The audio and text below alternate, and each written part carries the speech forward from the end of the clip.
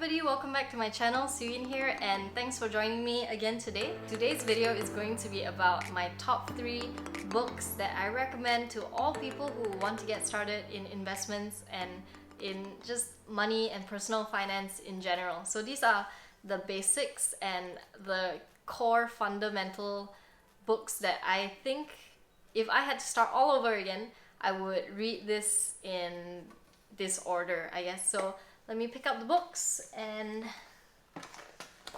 I'm actually surprised though, because I have always been a physical book fan, and I've started reading a lot more books on my Kindle, so ebooks, and also on Audible, and I've been enjoying the variety of what I've been getting.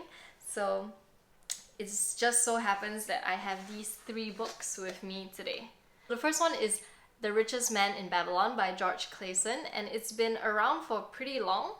I don't know if this is right. It says here 1926. Okay, the first printing 1988. Why I really like this book is that it has really strong tenets of why we should focus on really generating wealth if that is what we're interested in. And oftentimes we go through life getting a job or being employed or working in our business thinking that that is what is going to get us rich, but sometimes the relationship is not so direct. So take for example, I was a teacher before this, and the more work I put into teaching, or the more I prepared for my classes and things like that, and the more I executed on it, the better teacher I got. And the outcome of that was having better classes, more fun with the students, and maybe them enjoying the classes more and them getting more out of the lessons. So that's the outcome. But if my intention was to earn more money, what I was doing in my job as a teacher did not directly translate into earning more money. So if I wanted to earn more money as a teacher, what could I do?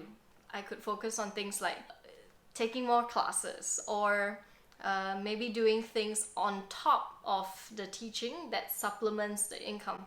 So it really depends what our intentions are, and if your intention is really to earn more money, really focus on the activities that help you do that. And also before you earn more money, you might want to ask yourself, what is it really for? Is it an ego thing? Do you want to afford a lifestyle so you can build your dream? Do you want to afford a lifestyle so you can give back to the community? Have a strong reason why. And the book is really good because it also highlights the importance of learning from others, especially learning from people who have done the things that you want to achieve. So in this case, the characters in this book start to learn from the richest man in Babylon and how he got to where he is, and he has many lessons to impart. So I think it's a really good start, especially because it is so heavy on the story side. It takes part in ancient Babylon, so it's always a plus when they mingle, world lessons or life lessons, financial lessons in a good story. So check this one out. I'll link it down below, and I'll give you options as well. So I've put some links from Book Depository, and I've been buying from them since I was 16. A friend introduced it to me, and I bought a lot of school books, uni books, and novels, and all sorts of different resources from them. They're great, and the downside is that they take about 2 to 3 weeks to ship, but they offer some really reasonable prices, and I always compare what the price differences are. So if you are a fan of Amazon and it's cheaper for you to buy from there, I will also try to link it down below. And yeah, just price compare, find the cheapest one. And if you're not into physical copies, I will link the ebook copies for you as well. And if you're an Audible fan, where you like audiobooks and you drive a lot, I will also link that down for you below. Okay, so let's move on to the next one. Next one I have here is the classic Rich Dad Poor Dad, and it is by Robert Kiyosaki. And I thought long and hard about what I wanted to include in this list, and this one without a doubt is a must. And I know it's super classic. Everybody's parents recommends this to them. And it is a must read because it really talks about the mindset of money and assets, and the traditional route of going to school, getting a good job, and then paying for the things that you want in life, like houses or a lifestyle that might not necessarily work anymore. Definitely not in our generation, at least. So he talks about a lot of good lessons where he finds a lot of creativity and inspiration on how to generate more income. And it's kind of funny because he goes through this as a young kid, and he has two dads or two people that he can really learn all these lessons from. And the contrast of how different their mindsets are really blew my mind. And it's quite funny, it's quite quirky, and obviously he talks a lot about the property market as a place or a vehicle to grow your wealth. So if you're into property, yeah, this is one of the more exciting books for you to check out. So do check that one out. The last one, it's a bit of I guess a curveball, is by Scott Pape, and it is The Barefoot Investor. And this is not the exact book. This one is the one for families. It's really good too, but I recommend that you get The Barefoot Investor, the only money guide you'll ever need, and it's orange. And that one is really good because it helped me manage my money, and it helped me correct a lot of my habits when it came to money. So what sort of habits that I need correcting?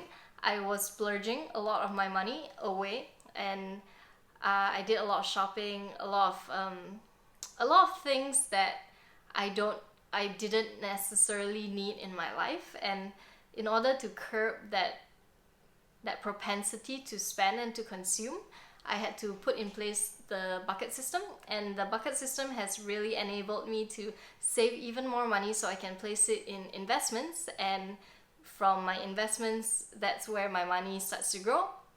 But what I really like about this is how all-encompassing he really makes this book out to be, because he talks about things like how to negotiate with your boss for a better income so you can always generate more income.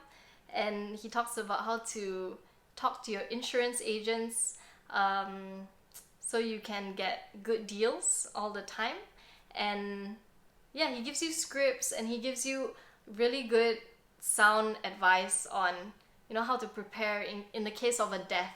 Yeah, he really encompasses everything. I don't want to give it all away, so just check out the book. And he also talks about how to deal with the topic of money with your families as well. So he's thought a lot of this through, and I really enjoyed this book, and it's one that I highly recommend to everybody. Yeah, I've gained a lot from it. I've been using Audible for about I like to say 2 years now, and I really like it because in KL we drive a lot, right, to get to wherever we need to go. And while driving, I'm either listening to Spotify or I'm listening to an audiobook on Audible.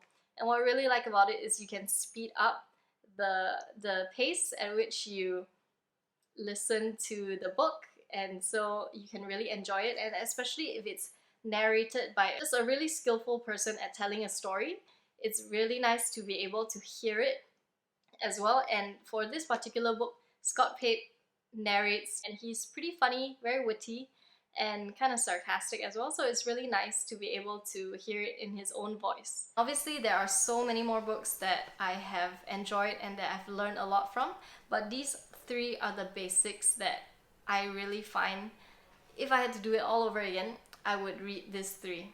In the upcoming videos, we can talk about the more technical stuff, like if you want to learn about stock investing and strategies and things like that, I would also recommend some books to y'all.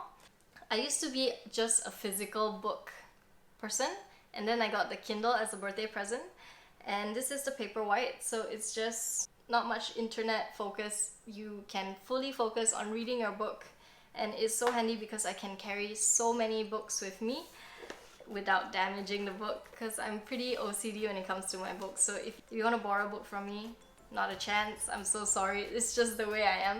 I love keeping my books pristine. And yeah, I do make notes in them, but you do what you gotta do, right? I'll link everything that I have talked about down below, and I hope that you'll enjoy these books as much as I have. And if you have already read them, please share with me what you have taken from them, because I know everybody takes different lessons that we need to learn as individuals from different things that we read. I'll see you in the next one.